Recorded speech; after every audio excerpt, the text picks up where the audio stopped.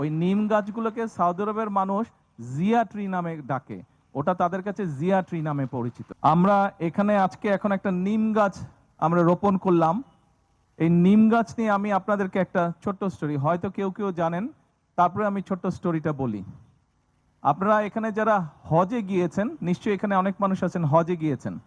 আরাফাতের যেখানে ছোট বন্ধু তোমরা যারা আছো, তোমাদের জানার জন্য আমি গল্পটা বলছি। গল্প না, এটা সত্যিকারের ঘটনা।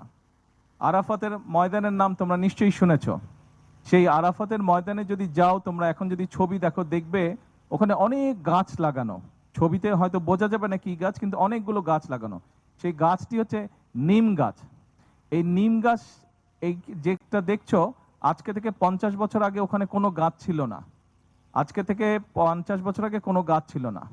এটা খুব সম্ভবত 1978 সালের ঘটনা। 78 সালের ঘটনা।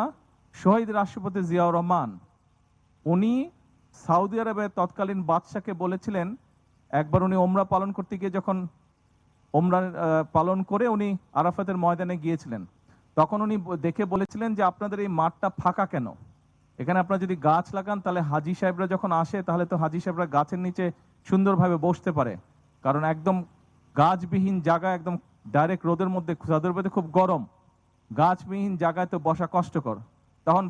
তখন সৌদি বাদশাহ ওনাকে জিজ্ঞেস করেছিলেন যে আমরা এখানে কি গাছ লাগাবো, মরুভূমিতে কোনো কাজ হবে না। তখন শহীদ রাষ্ট্রপতি জিয়াউর রহমান বাংলাদেশের সায়েন্টিস্টদের সাথে কথা বলে বের করলেন যে নিম গাছ ওখানে হবে, এবং উনি তখন প্রায় 1 লক্ষের মতো নিম গাছের চারা পাঠিয়েছিলেন।